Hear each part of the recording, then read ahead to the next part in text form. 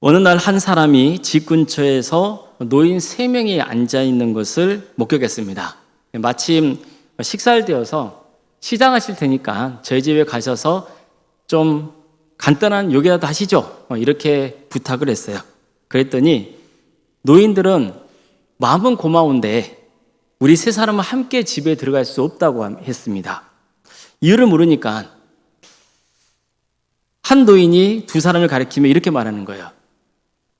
이 친구는 성공이라고 합니다. 그리고 저 사람의 이름은 재물이에요.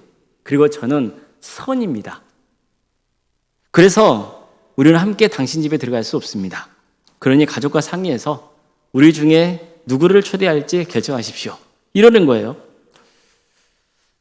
그런 노인이 무슨 말을 하는지 도통 알아들 수가 없었어요. 그래도 어쩔 수 없이 가족에게 사정을 말하고 누구를 초대할지 상의했어요. 의견이 분분했습니다. 한 사람은 재물을 모시자 그랬어요. 그러면 우리 가정이 부자 될 게 아니냐 그러는 거예요. 또 한 사람은 그러지 말고 성공을 모십시다. 그러면 재물은 자연스럽게 따라오지 않겠어요? 이러는 거예요. 하지만 결국 상의 끝에 선을 초대하기로 했습니다. 그런 노인들에게 가서 우리 가족은 선을 초대하기로 했으니까 이렇게 우리 집에 오십시오 라고 했어요. 그러니까 선이라 불리는 노인은 집에 들어간 거죠. 그런데 성공과 재물로 불리는 2 노인도 집 안으로 들어가려고 하는 거예요. 이상하게 여긴 그런 이유를 물었어요. 우리는 선을 초대했는데 왜 또 2 분께서 들어가시라 하시나요? 그랬더니 노인이 이렇게 말하는 거예요. 만일 당신이 재물을 선택했다면 나머지 2사람은 남아있었을 겁니다. 성공을 선택해도 마찬가지였을 거예요. 하지만 당신이 선을 택했기 때문에 우리도 함께 집에 들어갈 수 있게 된 겁니다. 선이 있는 곳에는 언제나 재물과 성공이 따르기 때문이죠. 그러는 거예요. 이 이야기는 우리가 인생을 살 때 가장 우선순위가 뭐가 돼야 될지 그것을 가르쳐주고 있는 거죠. 사람들은 보통 재물과 성공을 목표로 삼고 그걸 쫓으려고 합니다. 그런데 세 노인의 이야기는 선함을 추구하는 게 가장 중요하다고 가르쳐줘요. 그러면 재물과 성공도 뒤따라 온다는 거예요.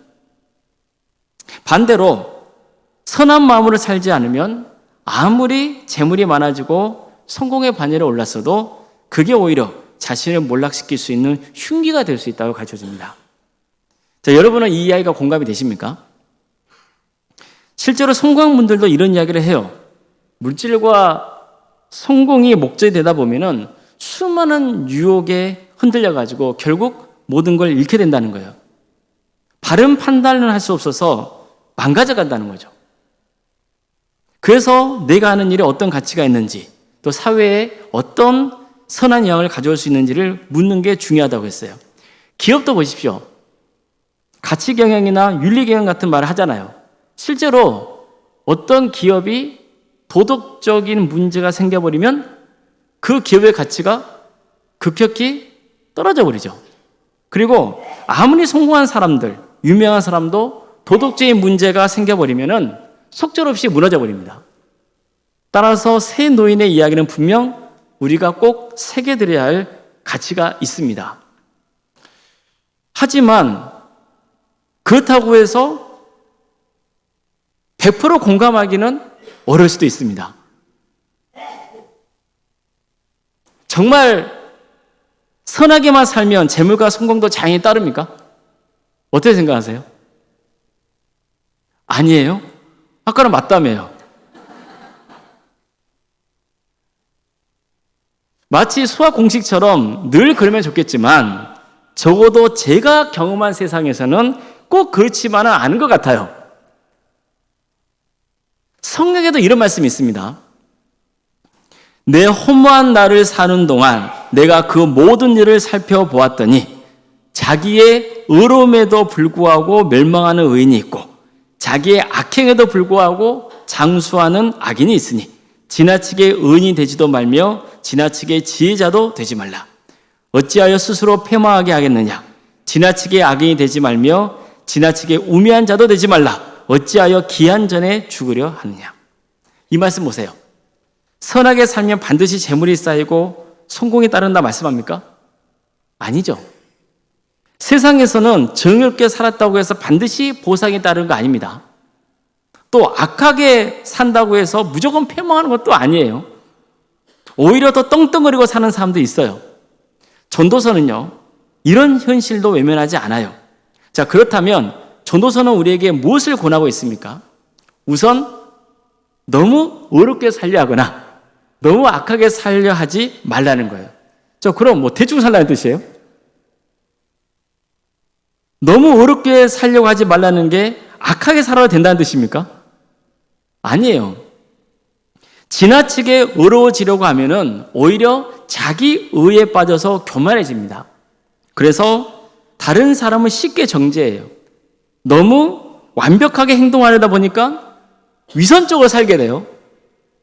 어르지 못한 자신을 보면서 비관하는 일이 생기는 거예요. 이처럼 너무 어렵게 살려다 보면은 교만해질 수도 있고 죄책감 때문에 자책감이 살 수 있습니다. 그래서 너무 어렵게 살려고 하지 말라고 한 거예요. 또 반대로 지나치게 악하게 살면 또 어떻게 될까요? 자제력을 잃게 되죠. 그래서 삶이 파괴되고 맙니다. 이러면 스스로 인생을 단축시키는 결과를 가져올 뿐이에요. 물론 타인에게도 큰 피해를 주기 때문에 악하게 살면 절대 안 됩니다. 그럼 너무 어렵게 살거나 너무 악하게 살려야 하지 말라는 말씀은 선과 악이 적절하게 조화를 이루게 한다는 뜻입니까? 선하게 살 때는 선하게 살고 여기는 좀 악해야겠는데? 그럼 악하게 살고 막 그래야 되나요? 그것도 아닙니다. 전도서가 정말 하고 싶은 말씀은 따로 있는 거예요. 너는 이것도 잡으며 저것에서도 내 손을 놓지 아니하는 것이 좋으니 하나님을 경외하는 자는 이 모든 일에서 벗어날 것입니다. 무슨 뜻인가요? 하나님을 경외하면 이 양극단에서 벗어나 지혜롭게 살아갈 수 있다는 뜻이에요. 왜 그럴까요? 하나님을 경외하는 사람은 완전히 선하신 분은 오직 하나님뿐이라는 것을 고백하게 돼요. 그리고 자신은 늘 부족하고 불완전한 존재라는 것을 알아요. 그걸 인정해요. 그래서 하나님 앞에서는 겸손한 자가 되고 또 이웃이 설령 부족한 모습을 보여도 용납할 수 있는 마음이 생기는 거예요. 뿐만 아니라 하나님을 경외하는 사람은요, 비록 연약하고 부족해도 바르게 살아가려고 합니다. 악한 방법으로 성공한 사람을 봐도 마음이 그리 흔들리거나 그리고 좌절하지 않아요. 하나님을 경외하는 사람은 언제나 하나님께서 반드시 선악간에 심판하신다는 것을 믿기 때문이에요.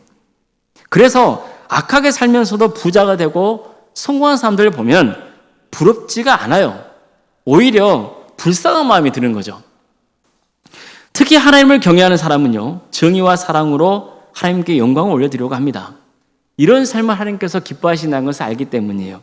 그래서 사랑하고 정의를 행하는 것을 오히려 즐겨요. 이처럼 전도자는 하나님을 경외하며 사는 것을 최우선적인 삶의 목표로 삼으라고 가르쳤던 거예요. 자, 이 관점에서 본다면 새 노인의 이야기가 얼마나 값진 교훈을 주는지를 알 수 있죠. 이 이야기처럼 선한 일을 추구한다고 해서 반드시 재물과 성공이 뒤따르는 것은 아닐 수도 있어요. 그러나 선을 추구하는 과정에서 재물이나 성공이 따르면 그 재물과 성공이 자신을 이롭게 하고 또 세상에서도 선한 영향을 끼치게 된다는 것은 분명해요. 반면에 오직 성공과 재물을 모으는 데 혈안이 되어 있잖아요. 그러면 오히려 자신을 파괴해버려요. 이것을 이루지 못하면 좌절하게 되고 설령 이루었어도 그게 오히려 자신을 타락시키고 무너지게 해버리는 거죠. 특히 이 이야기를 전도서 말씀에 비춰서 본다면 의미가 더 명확해집니다. 이 혼란한 세상에서 선을 추구한다고 반드시 부와 성공이 따르는 것은 아니에요. 그럼에도 불구하고 선을 최우선적인 삶의 목표로 삼아야 돼요. 안 그러면 아무리 이 땅에서 재물이 많이 모으고 사람들이 부러워할 만큼 성공했어도 그건 다 허무할 뿐인 거예요. 그 인생의 끝에는 뭐가 기다리고 있어요? 하나님의 심판이 기다리고 있기 때문이에요. 따라서 적어도 성도라면 선한 삶을 최고의 가치를 여기며 살아가야 됩니다.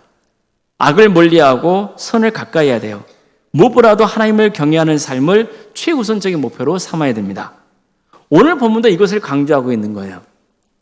모세는 이스라엘 백성들에게 하나님께서 반드시 너희들을 가나안 땅으로 이끄실 것이라고 했어요. 이것은 하나님의 약속인 거예요. 그런 다음 그 땅에서 마땅히 해야 할 일을 가르칩니다. 그게 신명기 7장 2절 이하의 말씀입니다. 제가 봉독해 드리겠습니다. 내 하나님 여호와께서 그들을 내게 넘겨 내게 치게 하시리니 그때 너는 그들을 진멸할 것이라. 그들과 어떤 언약도 하지 말 것이요 그들을 불쌍히 여기지도 말 것이며 또 그들과 혼인하지도 말지니 내 딸을 그들의 아들에게 주지 말 것이요 그들의 딸도 내 며느리로 삼지 말 것은 그가 내 아들을 유혹하여 그가 여호와를 떠나고 다른 신들을 섬기게 하므로 여호와께서 너에게 진노하사 갑자기 너희를 멸하실 것이니라. 오직 너희가 그들에게 행하는 것은 이것이니 그들의 제단을 헐며 주상을 깨뜨리며 아세라 목상을 찍으며 조각한 우상들을 불사를 것이니라. 한마디로 가나안 땅에 사는 백성들을 어떻게 하라는 거예요? 진멸하라는 거예요. 진멸하라. 이 말은 사실 끔찍한 표현이죠. 지금 우리 입장에서 보면 꼭 그렇게까지 해야 되나 싶은 마음이 들 수도 있어요. 내가 너에게 가나안 땅을 주었으니 너희는 가나안 땅에 들어가거든 그 땅에 사는 가나안 족속들을 진멸하라는 거예요. 참 받아들이기 어렵죠. 하지만 모세가 전한 말씀의 핵심은 이거예요. 너희는 가나안 백성들과 어떤 관계도 맺어서는 안 된다는 거예요. 정치적인 이해관계도 얽혀서 있으면 안 돼요. 또 결혼해서도 안 돼요. 가나안의 우상을 숭배하면 안 돼요. 왜 그래야 됩니까? 이스라엘은 하나님이 택하신 민족이기 때문이에요. 그래서 모세는 이렇게 말했습니다. 너는 여호와 내 하나님의 성민이라. 성민이 뭐예요? 거룩한 민족이라는 뜻이에요. 거룩하다는 건 무슨 뜻이에요? 구별되어 있다는 뜻이에요. 세상과 다르게 하나님께서 그들을 특별히 구별하셨다는 거예요. 그러니 다르게 살아야 한다는 거예요. 그러면 어떻게 사는 게 다르게 사는 거예요? 하나님을 경외하고 그분이 주신 계명을 듣고 순종하는 삶을 살라는 거예요. 하나님께서 이스라엘 백성들의 가나안 땅으로 이끄신 목적은 뭐예요? 그곳에서 거룩한 제사장의 나라를 세우라는 거예요. 그렇기 때문에 그들은 당연히 구별된 삶을 살아야 되는 거죠. 따라서 가나안의 이방 문화나 관습이나 종교가 이스라엘 공동체 안에 침투하면 돼요, 안 돼요? 안 되는 거예요. 그것을 원천적으로 차단시켜야 했던 거죠. 그렇기 때문에 그저 온종에 이끌리거나 어설프게 대응하지 말고 끊어낼 것은 과감하게 끊어버려야 한다는 거예요. 아닌 건 아닌 거예요. 모세는 만약 너희들이 하나님을 경외하고 사랑하며 그분의 계명을 지킨다면 하나님께서 천대까지 은혜를 베풀어 주실 것이라고 말씀했어요. 가나안 땅에서 풍성한 수확의 결실을 맺게 해 주실 것이고 백성의 수가 번성할 것이라 했어요. 질병에도 걸리지 않는다고 했어요. 그런 다음 다시 한번 가나안 백성들을 진멸해야 한다고 말씀합니다. 안 그러면 언젠가 그들이 너희의 올무가 될 거라는 거예요. 자, 보세요. 모세도 백성들에게 최우선적인 삶의 목표를 강조하고 있죠. 이스라엘 백성들은 광야에서 40년간 유랑 생활을 했어요. 물론 그 광야 생활 동안에 하나님께서 먹여주시고 입혀주셨어요. 살 수 있게 해주셨단 말이에요. 그럼에도 불구하고 광야는 광야예요. 광야는 사람이 살기에 적당한 장소가 아니에요. 거친 땅이에요. 그런데 보세요. 이제 그들은 어디로 들어가요? 가나안 땅으로 가요. 그 땅은 어떤 곳이에요? 젖과 꿀이 흐르는 땅이에요. 그곳에 씨앗을 뿌리면 풍성한 열매를 거둘 수 있는 땅이에요. 가축들을 키우기에도 안성맞춤이에요. 그들은 40년 동안 광야에서 여기저기를 돌아다니며 유랑생활을 했어요. 그러니 생활이 불안정하죠. 그런데 이제는 가나안 땅에 들어가면 한 곳에 터를 잡고 집을 짓고 살게 된단 말이에요. 이제 안정적인 삶을 살아갈 수 있어요. 오랫동안 대를 이어서 그 땅에서 살아갈 수 있는 거예요. 따라서 이스라엘 백성들의 마음이 콩밭에 갈 수 있는 거죠. 내가 그 땅에 들어가면 이제 부자가 되고 성공하고 싶다는 마음을 품게 되는 거예요. 그 마음 품는 게 뭐 잘못되겠어요? 아니에요. 그런데 문제가 있어요. 이처럼 재물과 성공만 바라보다 보면 이 모든 것을 베풀어 주신 하나님의 은혜를 망각하게 된다는 거예요. 그들은 여태까지 유목민 생활을 했지만 이제 가나안 땅에 들어가면 농사를 짓게 될 거예요. 근데 이 사람들은 유목민이기 때문에 가축은 잘 키워도 농사를 잘 지을 수 있어요, 없어요? 없어요. 배워야 한단 말이에요. 그러면 어디서 배워요? 가나안 사람들한테 배우는 거죠. 그럴 때 가나안 백성들이 말하기 시작한단 말이에요. 우리가 풍성한 수확의 열매를 거두기 위해서 우상을 숭배하고 있다. 그걸 해야지 너희들이 축복을 받는다. 그렇게 일러주는 거예요. 그러면 정말 그런가 싶어가지고 우상에 관심을 갖게 되고 어느 순간 그 늪에 빠져버린단 말이죠. 그래서 모세는 하나님을 경외하고 순종할 때에 풍성한 수확의 결실을 맺게 된다고 가르쳤던 거예요. 즉 너희들이 가나안 땅에서 얻게 되는 모든 수확의 결실은 누가 주신 거라는 거예요? 하나님께 주시는 거예요. 그걸 가르쳐준 거예요. 뿐만 아니라 가나안 족속은요, 자식을 많이 낳게 해준다는 다산의 신도 섬겼어요. 따라서 이스라엘 백성들도 가나안 족속이 믿는 그런 다산의 신에게 끌릴 수 있잖아요. 그래서 모세는 하나님을 경외하고 순종하면 생육과 번성의 축복이 함께한다고 전했던 거예요. 그만큼 가나안 땅은요, 이스라엘 백성들에게는 축복의 땅이면서 동시에 유혹의 땅이었던 거예요. 그런데 만약 그들이 악한 유혹에 넘어가면 어떻게 되겠어요? 결국 하나님의 심판이 임하게 되고 그 땅에서 쫓겨나야 된단 말이에요. 비극이죠. 그래서 마치 수학 공식처럼 하나님을 경외하고 말씀에 순종하면 부자가 되고 성공하고 병도 안 걸린다. 이렇게 선포했던 거예요. 우리는 이러한 모세의 의도를 알고 오늘 말씀을 깊이 바라봐야 되는 거예요. 자, 그럼 과연 모세의 선포대로 정말 현실은 그럴까요? 어떤 분이 이런 말씀을 하더라고요. 자녀에게 너 성실해라, 최선을 다해라, 정직해야 된다, 그렇게 가르쳤다는 거예요. 하나님을 잘 믿고 섬겨야 된다, 그렇게 가르쳤대요. 그랬더니 그 말 들은 자녀가 이렇게 물어보라는 거예요. 그러면 성공할 수 있어요? 돈 많이 벌 수 있어요? 이러더라는 거예요. 그럴 때 그럼 말이라고 해, 당연하지, 이렇게 자신 있게 대답을 못했다는 거예요. 자식에게 그렇다고 자신 있게 말할 수 없는 현실이 마음이 아프고 씁쓸했다는 거죠. 자, 그럼 왜 이분은 당연하지, 무조건 성공하게 됐어, 너 부자 될 거야, 그렇게 말하는 것을 망설였을까요? 이유가 뭐죠? 하나님을 잘 믿고 성실하게 살고 최선을 다하고 바르게 산다고 해서 반드시 재물이 쌓이고 성공하는 것은 아니라는 것을 보았기 때문이에요. 자, 그럼 그렇다고 해서 다 필요 없어, 돈이 최고더라, 그냥 남 막 짓밟아서라도 성공해, 무조건 성공하고 봐야 돼, 그렇게 가르치면 됩니까? 예의가 있다고 해서 일반적인 원칙이 무너지는 건 아니에요. 우리 자녀에게 정직하게 살라고 가르쳐야죠.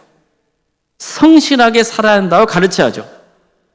그럼 성실하게만 살아간다고 해서 다 부자 됩니까? 성공합니까? 왜 대답 못 하십니까? 아니잖아요. 요령 부리고 줄 잘 서고 악한 방법을 써서 출세하는 경우도 있잖아요. 그렇다고 해서 자식에게 대충 살아라, 부정한 방법을 써서라도 무조건 출세하라, 그렇게 가르치면 됩니까? 아무리 세상이 타락하고 엉망이어도 무엇이 옳고 그른지에 대한 바른 기준은 가르쳐야죠. 그리고 올바른 길을 가라고 해야죠. 그래야 자녀의 가치가 높아지기 때문이에요. 게다가 정직하고 성실하게 사는 게 실제로 성공할 확률도 높아요. 그래서 아무리 내 눈에 다른 현실이 일부 보이더라도 바른 삶의 원칙을 마땅히 가르쳐야 되는 겁니다. 무엇보다도 하나님을 경외하고 그 말씀대로 순종해야 한다고 가르쳐야 돼요. 그럼 자녀들이 이렇게 물을 수 있잖아요. 하나님을 경외하고 말씀에 순종하면 부자 될 수 있나요? 성공할 수 있나요? 그렇게 물어보면 어떻게 대답해야 됩니까? 자신 있게 꼭 그렇지는 않아 말해줘야 됩니다. 그럼 그렇게 말해주는 게 마음 불편한 일입니까? 아니요. 올바른 신앙을 가르쳐주면 되는 거예요. 아니야. 꼭 그런다고 해서 부자 되고 성공하는 건 아니야. 왜냐하면 우리가 살아가는 목표가 부자가 되고 성공하기 위한 것은 아니거든. 하나님을 경외하고 말씀에 순종하며 사는 게 최고의 목표인 거야. 이걸 가르쳐줘야 되는 거예요. 그 과정에서 하나님이 물질의 복을 부어줄 수도 있고 성공하게 해줄 수도 있어. 그럼 하나님께서 주신 것에 감사하고 좋은 일 많이 하면서 살면 돼. 그러면 그게 너에게 축복이 되는 거야. 대충 살지 마. 게으르면 안 돼. 열심히 살아. 최선을 다해. 그렇게 했는데도 부자가 되지 못하고 성공하지 못할 수는 있겠지. 그래도 흔들리지 말고 하나님을 경외하고 바르게 살아가야 돼. 악한 것은 가까이 하지 마. 그게 너에게 언젠가 올무가 될 거야.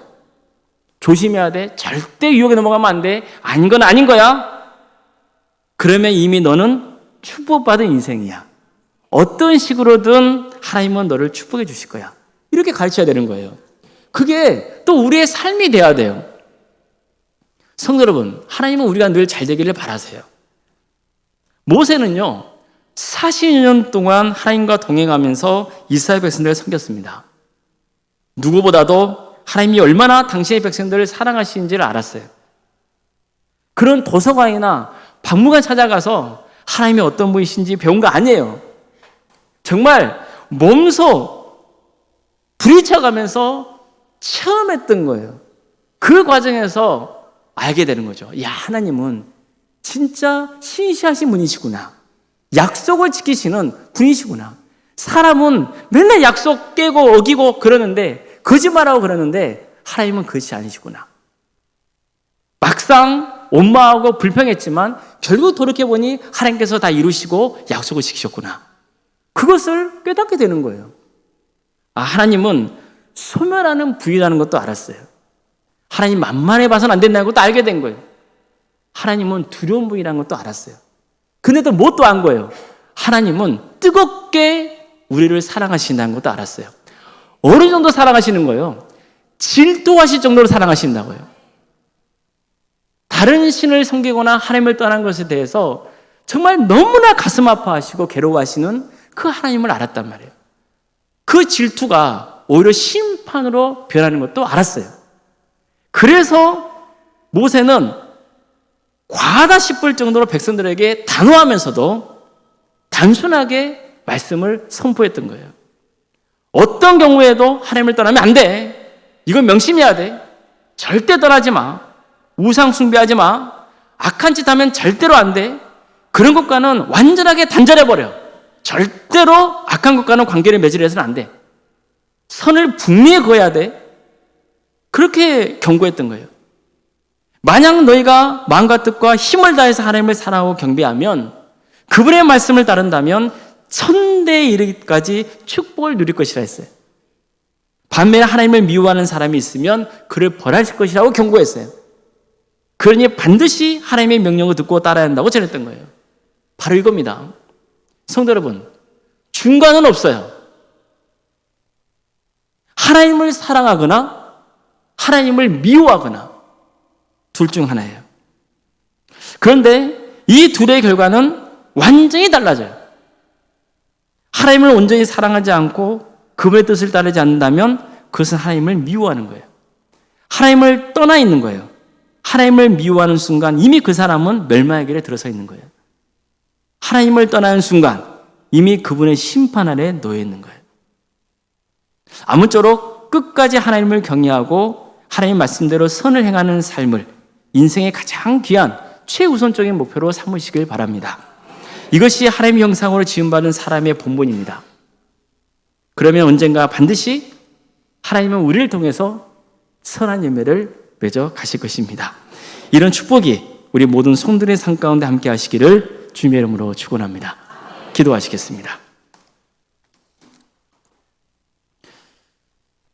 사랑의 하나님, 하나님을 경외하고 하나님 말씀에 순종하는 거룩한 삶 살아가게 하여 주시옵소서. 그것이 우리 인생의 최고의 목표가 되게 하여 주시옵소서. 거룩하신 예수님 이름으로 기도드리옵나이다. 아멘.